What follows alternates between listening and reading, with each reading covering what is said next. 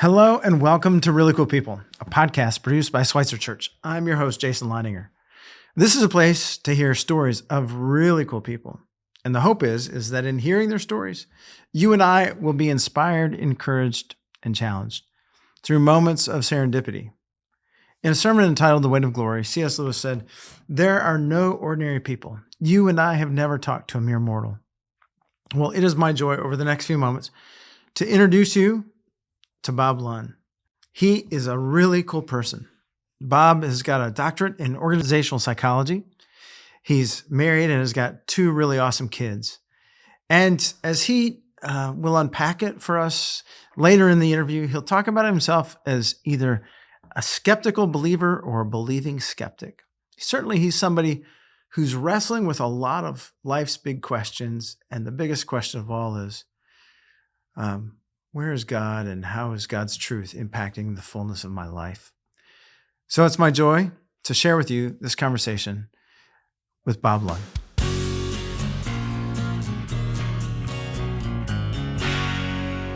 Today we are glad to welcome Dr. Bob Lunn into the studio. And so Bob, let's start with your story. Well, thanks, Jason. And I appreciate the opportunity to be with you. It's interesting in 76 years to kind of go back over some of this, just how much has gone on and how many twists and turns have been along the way. But I was born November 18, 1947 in Beverly, Massachusetts, which is about 23 miles north of Boston on the coast. Beautiful location. I could never afford to go back there. It's become very expensive, but it was a Norman Rockwell kind of a manufacturing city, good place to be. I was a post-World War II baby, like a lot of people my age. My dad had been in the Pacific for 3.5 years. He came home. He and my mom got busy trying to build a family. The interesting thing is they had two full-term stillborn daughters before I was born. She carried two babies to term, and they were born not alive. This was in the day before much fetal monitoring, and I think it was kind of a shock when she delivered two daughters. Interesting thing is my parents never shared details or talked about those two deaths. I learned about them kind of matter-of-factly, but no evident grief, no talking about it. This wasn't a deal. So when I was born, I began to think that maybe I was kind of special to them since they had a successful live birth. And I think that's the way they treated me in my early years. I was probably, if anything, smothered with attention and love until I had a brother born after me 3 years later. I would say I had a Norman Rockwell childhood, pretty much. We rented a tenement apartment in a neighborhood that had a lot of police officers in it, which was a lot of fun. We didn't have much money starting out, but I don't remember ever wanting for anything. We lived frugally, but my parents provided really well. We were the third generation at Dane Street Congregational Church, a place that I still hold close to my heart. In those days, there was one senior pastor and at some point an associate pastor for youth programs. But my dad was the Sunday school superintendent for my entire childhood. It was an unpaid position, and he recruited and staffed all the Sunday schools and did all of that in addition to his day job.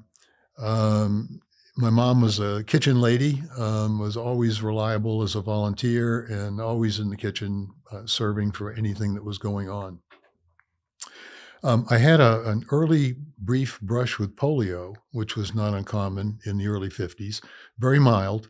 I was paralyzed for a short period of time, and to the great alarm of my parents, that's something they did talk about with me. And as was true in some cases, it passed, really without a definitive diagnosis, but it scared the dickens out of them. My mom, one early memory I have that's kind of interesting because it relates to later life is when my mom grocery shopped, she had to walk to the grocery store, and she would stand me on the counter, the checkout counter at the grocery store, and I would sing for half an hour to anybody who was coming and going. including the owner of the store, while she did her shopping. I don't remember that, but she's told that story a number of times, and I think that may be why I became a blabbermouth some of my later professional encounters. At age 9, we moved to a nicer neighborhood that my dad had always aspired to live in and to own, although we did rent. We didn't own a home for quite some time. So I switched elementary schools in the middle. Kind of a feature of childhood that maybe we can come back to later if it's interesting, is I was very heavy. I was a fat kid. And in that respect, I was bullied and pushed around and beaten up and mocked and otherwise abused, not by adults, but by peers. And I remember those days really pretty well. I also, for some reason, never got above a C or a D grade in elementary school. I did very poorly.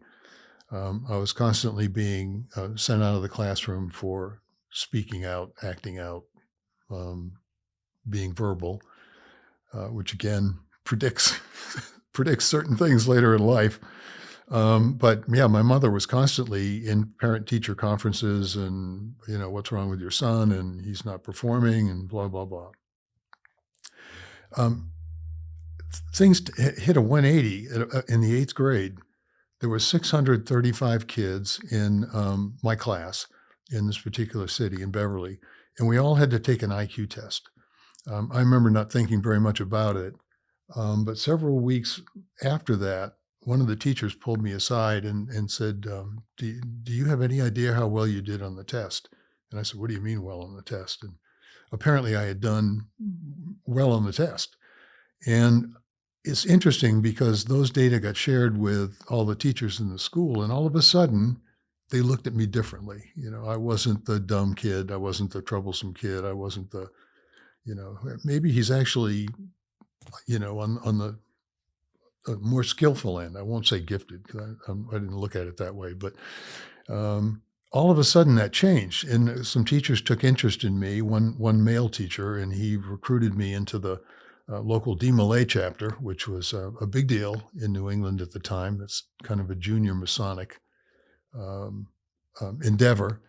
And I went out for football. I went on a growth spurt. I went from fat to trim.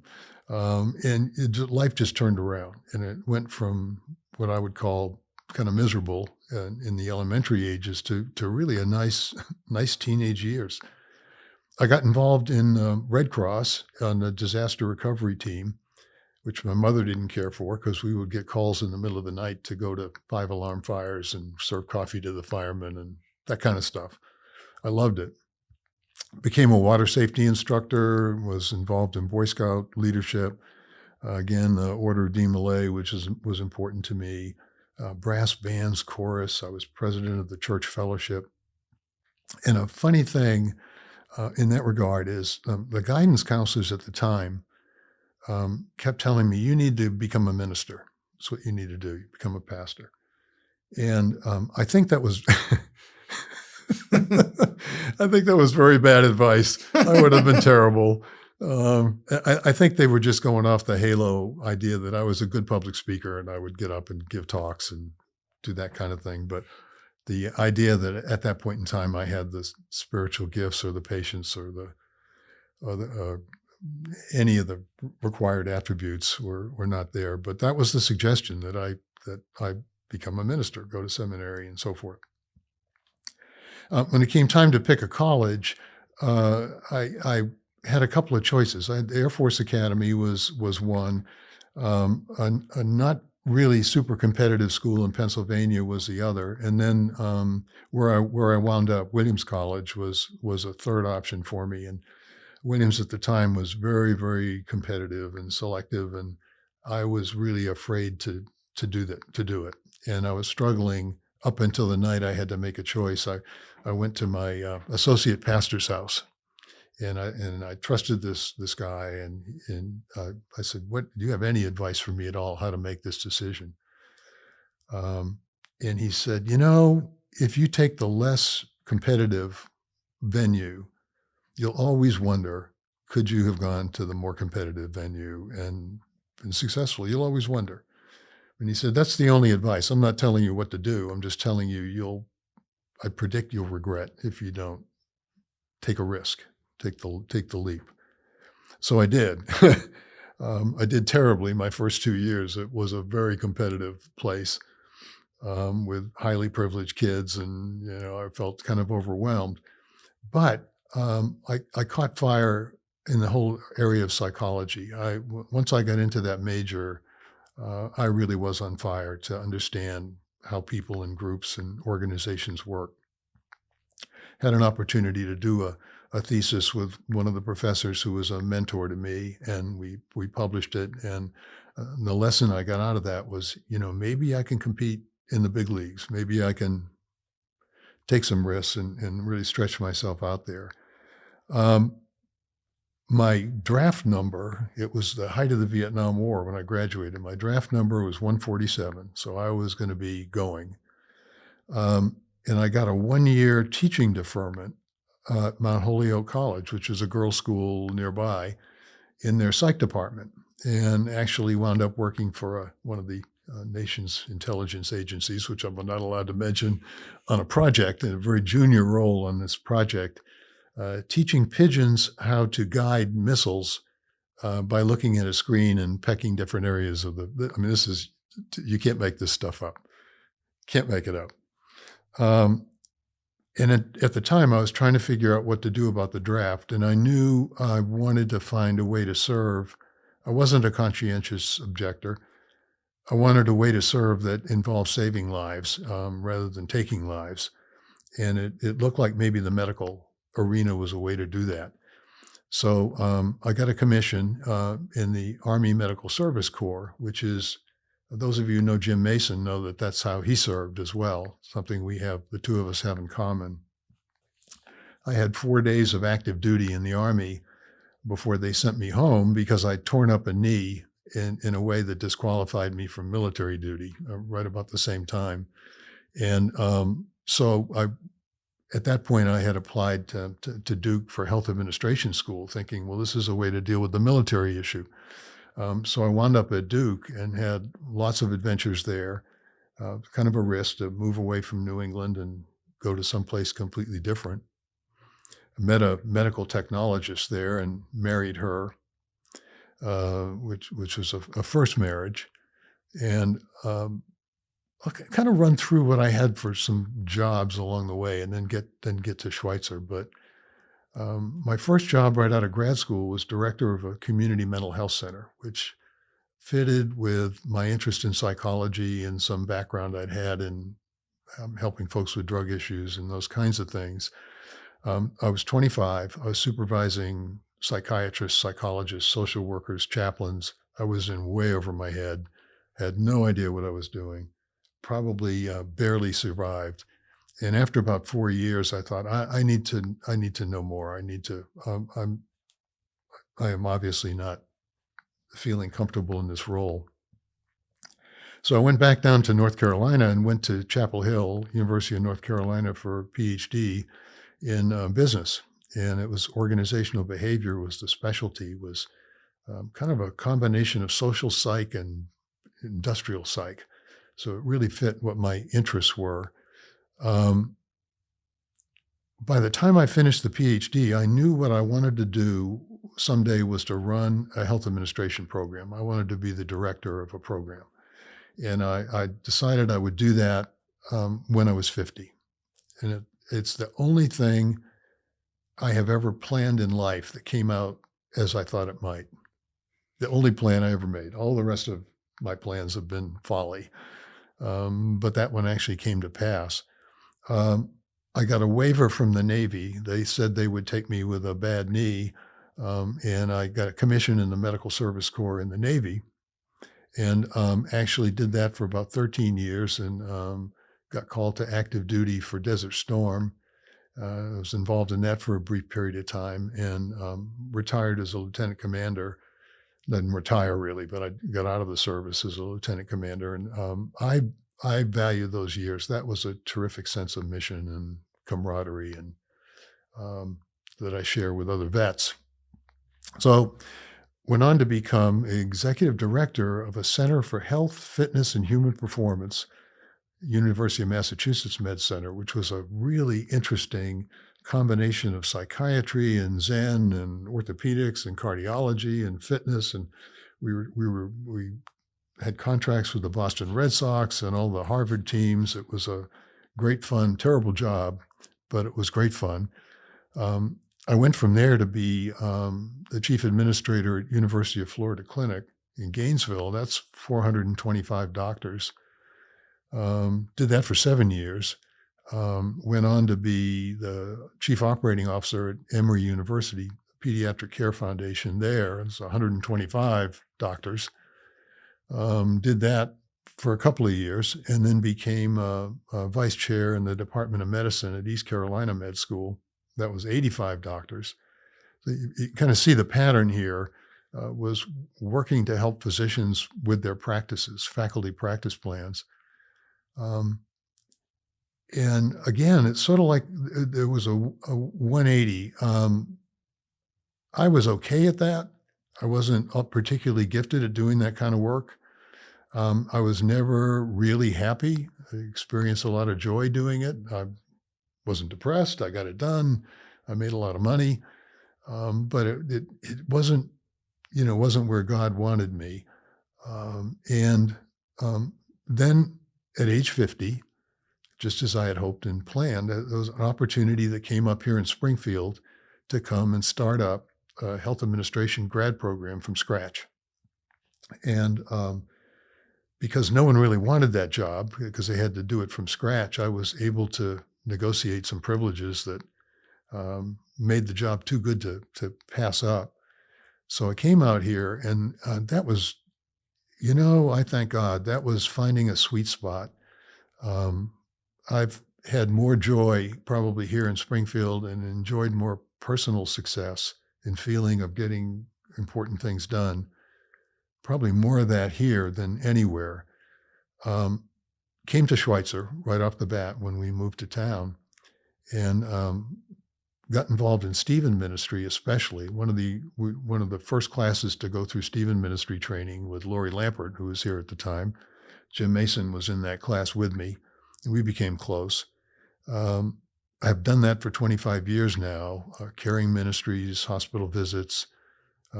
It's psychology. It's what I was originally hoping to do. And it kind of came to pass, the opportunity to do a certain amount of that, to come alongside people. I teach currently in kind of specializing in grief, loss, and loneliness.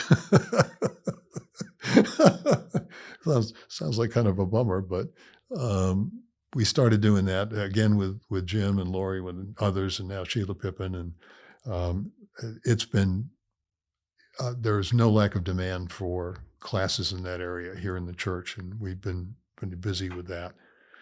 And finally, I'll sort of land the plane here. The most recent thing I've been doing, two recent things, is I've been able to chair the board at Cox College, which is a big nursing school here. It has about 900 students. And I've been a chairman of the board there and currently on the board. And then this year, I'm chairing a thing called the Institute for Lifelong Learning, which is a group of curious people that meet every week, 40 weeks a year, to hear from speakers in all kinds of different areas. And that's over at Drury University. And again, it sort of fits with patterns that I saw in my early life, Jason, that seemed to, I got off the path maybe a little bit and eventually found my way back to where I think God has me programmed.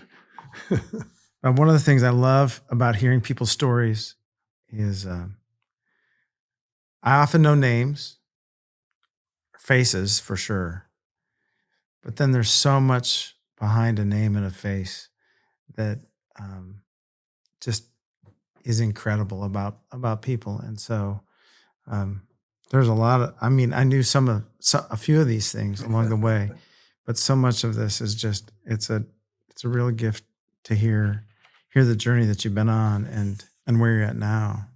Your parents, you said, treated you as special. Then your brother came along. Oh. What was that relationship like that you had with your brother, and how have the two of you um, gone through life together, especially with, I mean, in under the shadow of whether they ever named it or not, a great deal of grief. I would think so, and, let me lead by saying I haven't spoken to my brother in 35 years. Neither of us has spoken to the other. Um, Not entirely my choice, but so you've really hit on you've really touched a nerve. I think that's important. We got along fine. We were 3 years apart, which I have read is not an ideal spread. 3 years seems to be the point at which maybe siblings don't get along particularly well. I've read that. I don't know if that's true. I think in our early years we got along. Um, my brother always felt very competitive with me, that he had to do everything that I did. And the interesting thing is he did, and he did me one better every step along the way. He was a gifted athlete. I was not. He did a little bit better in school. I was not. He went to Dartmouth on a football scholarship. I went to Williams on a more of a music scholarship. You name it. He was the president of everything I was the president of. And yet later on, when he got into some issues and problems of his own, he would tell my parents, "You always favored Bob, yeah, Bobby. You always favored Bobby and not me," which I don't think was true at all. I don't have any sense of that. But we were never close, and I think it was his desire to compete with me rather than I wasn't particularly conscious of what he was up to. Um, but at the time my dad died, there were some issues around settling my dad's modest estate. Maybe the more modest they are sometimes, the more issues there can be. Anyway, harsh words were said in both directions, and my brother actually has disowned the entire family. He doesn't talk to anybody, any of our cousins, any aunts and uncles, anybody. He took off. I could go more into that, but that's all about him, and he's got his own. He's got his issues. Yeah. Wow. So I don't know if that had anything to do with my parents. I'm sure they were grieving over having lost two babies, but I don't know. And then you mentioned about that you found out matter of factly, but not with a lot of unpacking of that. No unpacking. And then you end up in the world of psychology, which is known for unpacking everything. Is that connected? Is that It's interesting that you've prepared me that you might ask, what would you do if you had it to do all over again, or who would you sit down with if you had it to do all over again? And I would sit with my parents. I was close to them and became close to them and had very loving relationships, especially toward the end of their lives. But yeah, I didn't push them on it. I didn't push them on unpacking things that they didn't want to unpack. Um, and I think I would do that now, because that had to have been a horrible situation for them. But no, I think my mother told me at one point, well, I had two babies and they were both stillborn, full term. And that was it. No, nowadays people they bless them, they'll have communion, right? Right. they'll hold them, they'll bury them somewhere, and nothing, nothing. Wow. Yeah. Oh, What was your dad in World War II? he was a chief petty officer in the Seabees, and he was over in the Pacific, island hopping, and you name the place: Bougainville, Solomon Islands, Okinawa, Iwo Jima, all those different places. He would come in behind the Marines, he and his unit, and they would build an airfield. So their job was to build things, and he was there. He got to come home at one point when my mom was pregnant with one of the babies that didn't survive. And they brought him home, I think, for that briefly, but then he was 3.5 years over there. And he came back. One thing he did share with me was some of the trauma of all that was that he determined at that point he would try to make the world a better place. and there's a yin and a yang to that. I'll share with you because it'll tell you a little bit about who I am. We never saw my dad. He was in every service club in town. He was the superintendent of the Sunday school. He was president of the Lions Club. He was president of Kiwanis. He was in a fuel society that charitably gave fuel to people that didn't have it, oil in the winter. And you name it, he was in it. And he was gone every night of the week. He'd come home from work and he'd grab supper and then he was gone. Two things I learned about that. One I learned as he got older and shared with me was he wanted to do that in some ways because he came back from the war kind of on fire to make the world a better place. On the other hand, it became clear that he didn't want to be home. And I've understood some things about that as time has gone on. I love my dad, hugely grateful to him. But like all of us, he was broken in certain ways. And the way in which he was broken was he couldn't handle conflict of any kind, didn't want to deal with it. If my mother had an issue with him, he would turn around on his heel and walk away. And she would be left crying and, upset. He just couldn't deal with it. And until it hit a certain point, a couple of times in my childhood when the belt came out, for things I'd really done that were really bad. But generally, he just couldn't deal with it. And I think his way of not dealing with two loud boys at home was not to be at home. And it's interesting. We're not here to talk about your parents, but talk about mine. But you find out later on, for all the good, there's often things that you wish had been different about them. Yeah. And at the end, when you wrap it all up, and I had to do this in the times of their deaths, when you wrap it all up, you have to come to terms and say, I accept what was the good and the not so good. It's what is, what was. And the net of it was my dad was an outstanding man of great integrity. And the bit about service rubbed off to some extent on me, but the neglecting the kids I did a 180 on that. Yeah. So you've got 2 kids. 2 kids. So how did your 180 look different with your own kids? Yeah. Some of it, we had our kids late, Alice and I, and the point at which most people are becoming grandparents, we had kids. And we're blessed to have been able to do that and have healthy kids. And I had been, to some extent, afraid, and I think Alice also, kind of afraid to have kids, wondering if we were up to it. And then we made a decision, again, kind of toward the end of the window of opportunity, that we're going to do this. I had changed careers by then. I'd come out here to Missouri State, or I was about to come out here to Missouri State. And I was in a job that was much less demanding than the prior jobs. And that was A, by design, and B, a blessing, because I had plenty of time for the kids and could take time off for their various things, and, loved on them like crazy. And they've turned out to be fine human beings. And, we've been so lucky. But no, not like my dad. I wasn't going to do that. Your kids are fantastic. Had the joy of meeting both of them, and skilled in lots of ways. And they're great kids, great young adults.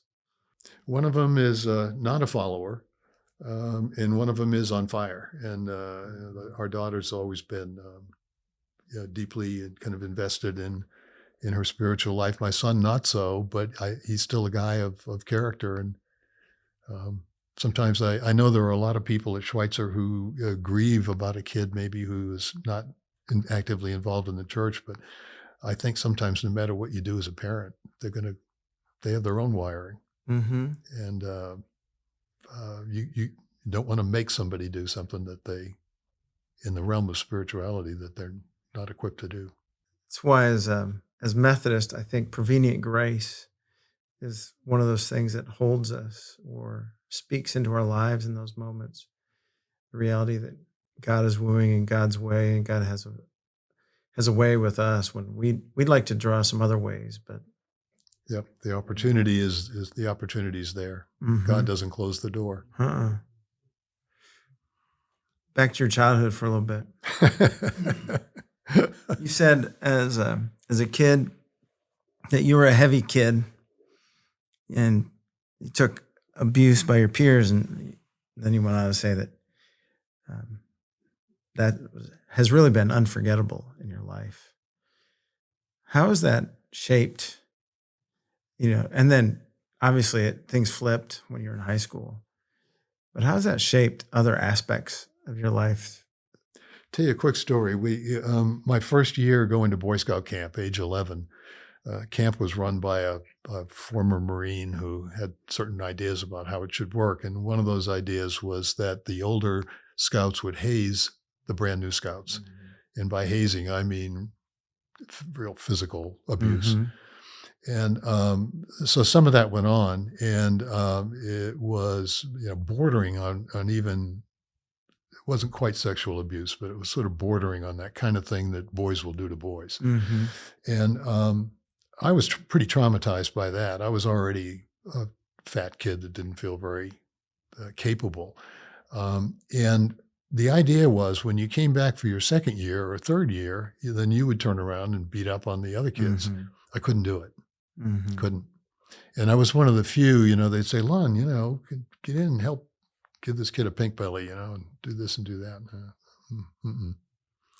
And I think the way it's impacted me is I was once when I was at UNC working on my doctorate, I went to a football game, and there was one of the lesser known state schools was there, and these kids had crummy uniforms, and the band, all that stuff. And everybody in the stands was laughing at them. I went back 20 years later to teach at that school. I've got a heart for the underdog, and you can tell. People that are being abused, beat up, marginalized, made to feel lonely, all comes from there. All comes from the very beginning. I felt blessed that somehow the luck of genetics, I became more rather than less attractive. I became more capable rather than less. I became confident in some areas rather than less. But no, you don't forget that. I didn't forget it. And I didn't let it turn me into a monster either. I think the whole, Alice and I are giving some money this year to the Kilties. Have you ever heard of the Kilties? Yep. They need uniforms. And these kids don't have money. This is Central High kids. And the minute that call came out, I thought, I can help with that. They need it. And, the kid who's the son of a doctor somewhere doesn't need that kind of help. They have the privilege out of the gate.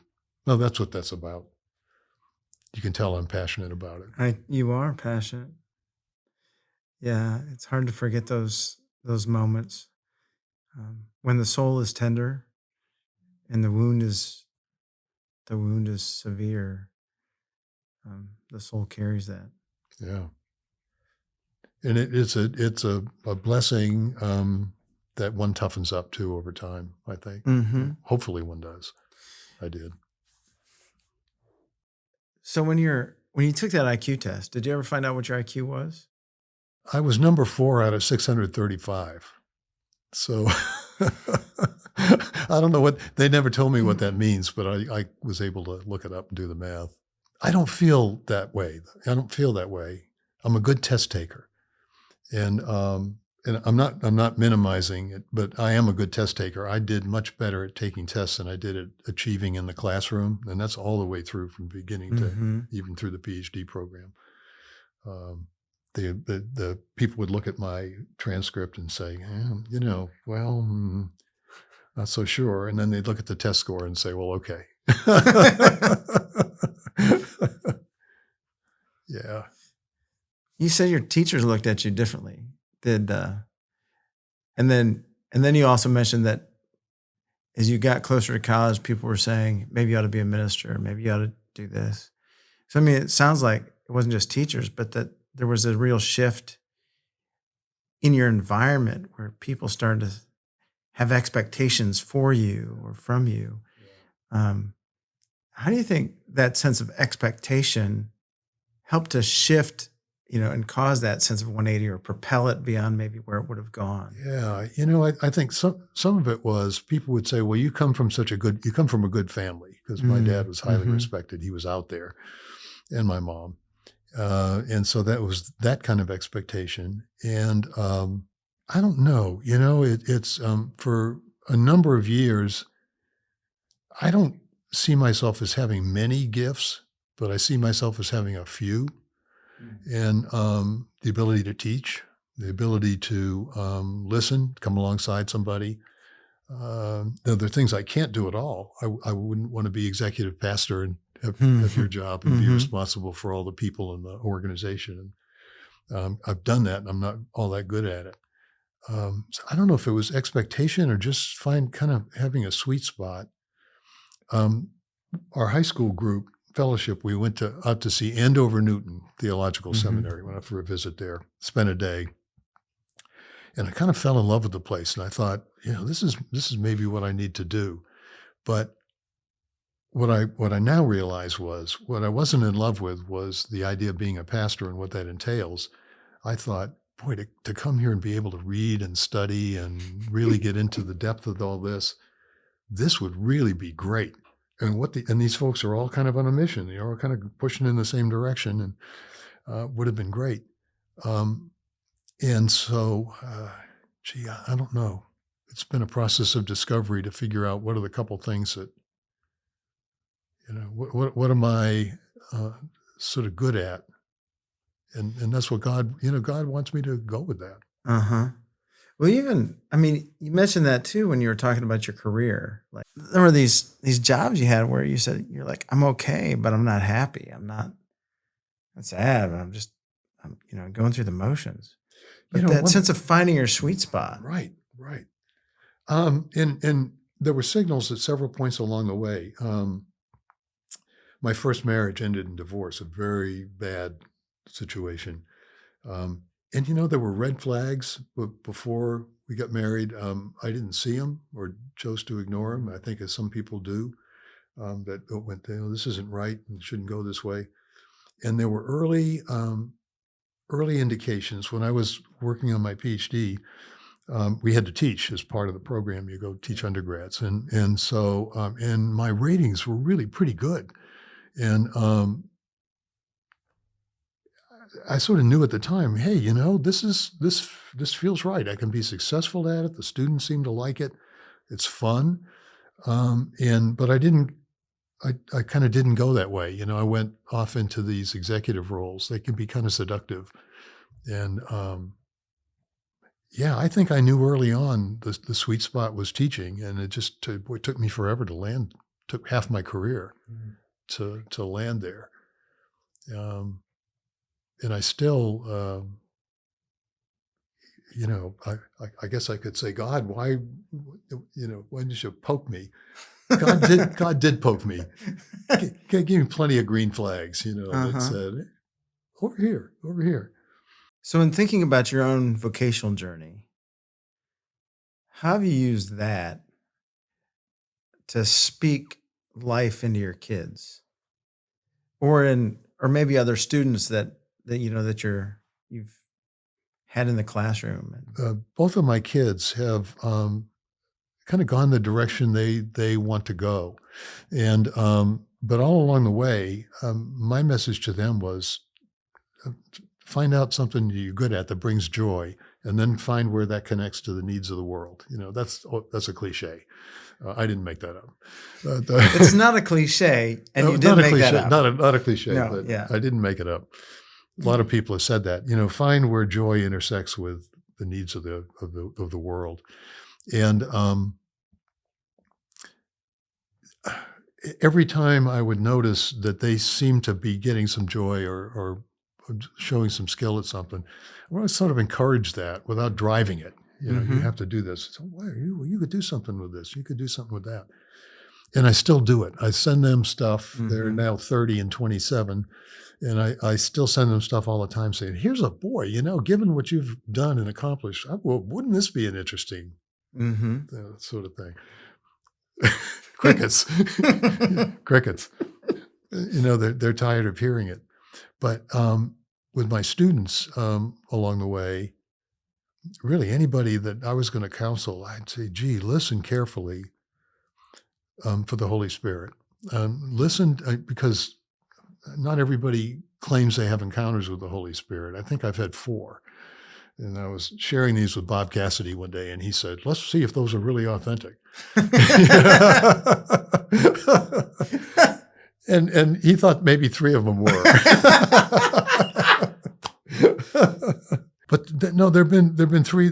It's not like an everyday thing, but there have been 3 times in my life when I received a word, and it wasn't anything I would possibly have thought up myself. I mean, it was, wow, was not a hallucination.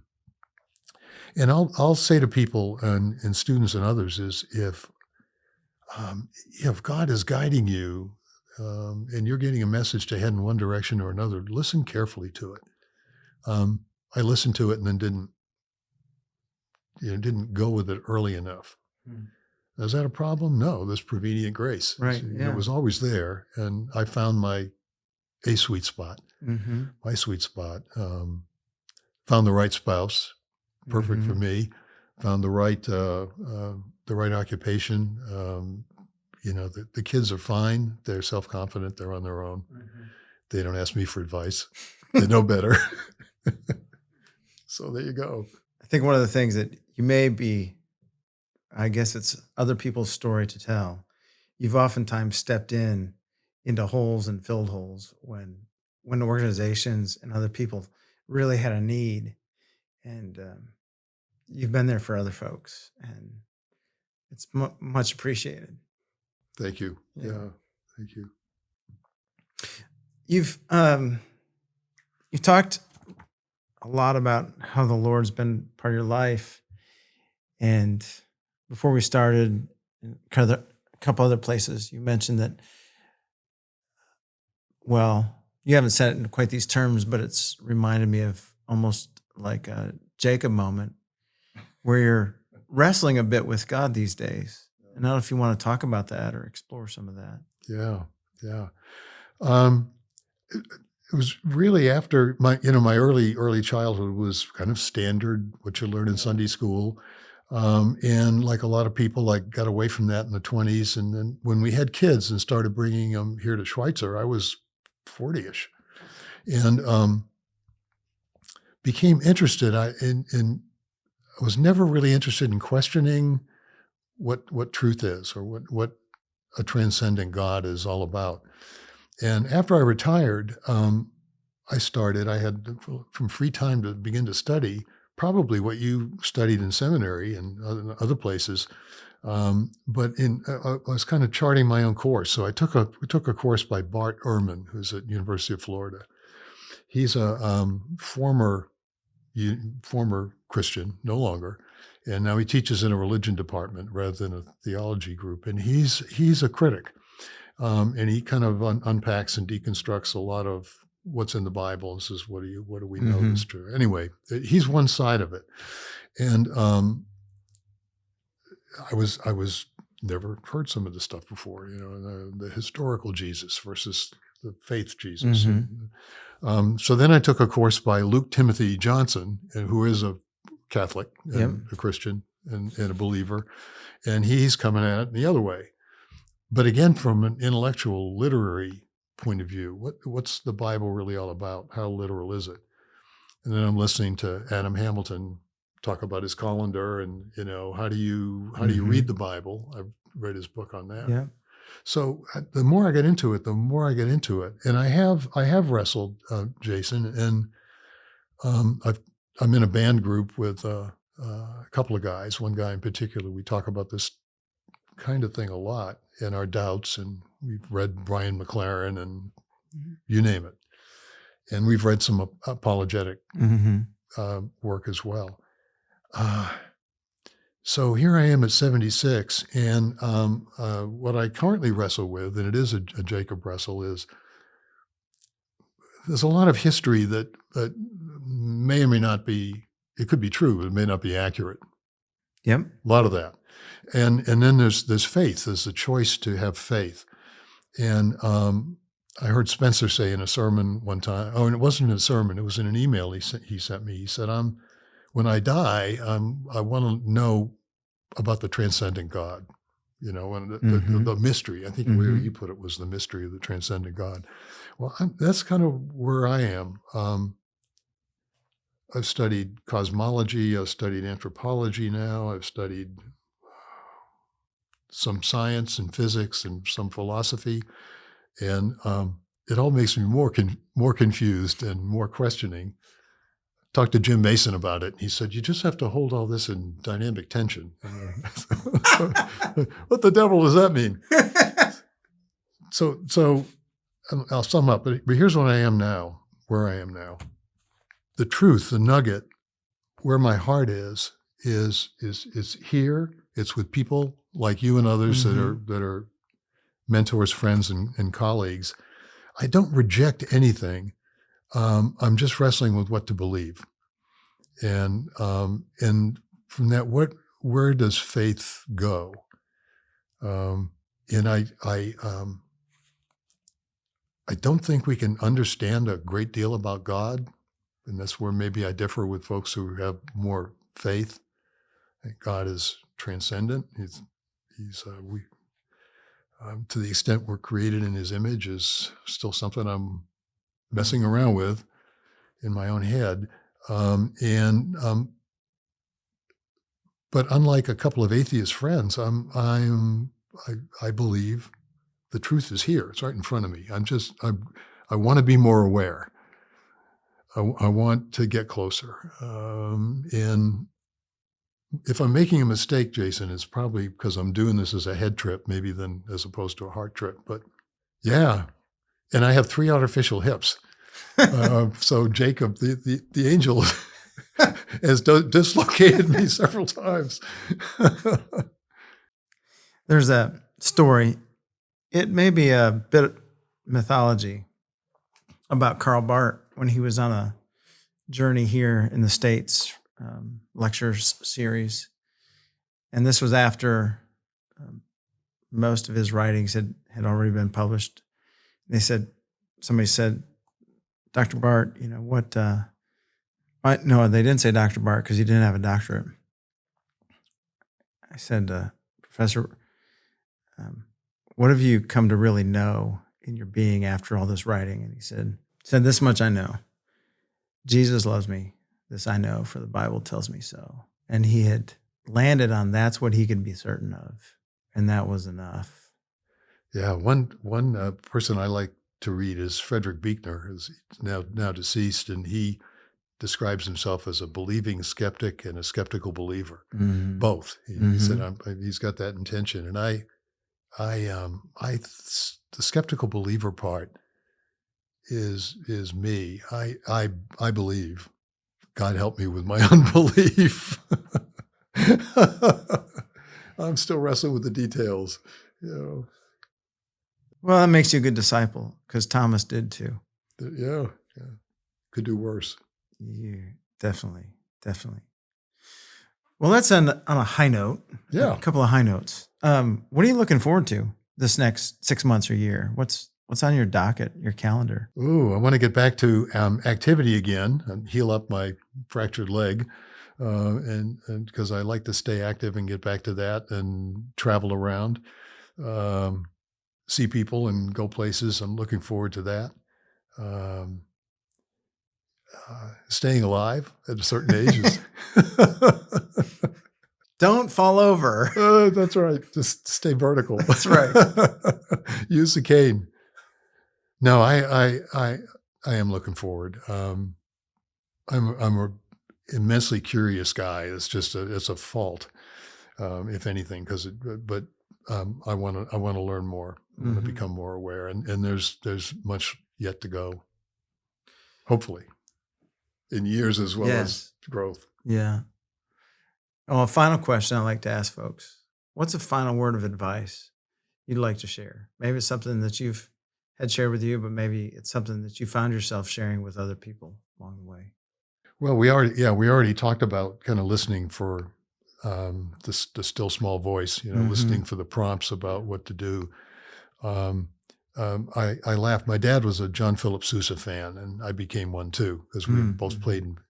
And he used to say, "Be kind to your web-footed friend, because that duck may be somebody's mother." And I said, "What the hell are you talking about?" Excuse my, what are you talking about? And he said, "There's always a backstory." And Mm-hmm. I think if I were to give advice to anybody that sums it up is be kind to everybody, listen, don't judge prematurely. You never know what's back there.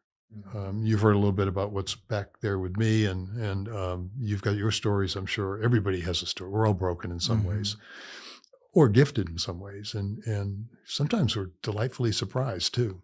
Yeah. That's the advice Thank I'd you. conclude with. Thank you. This has been very delightful. A real cherished joy.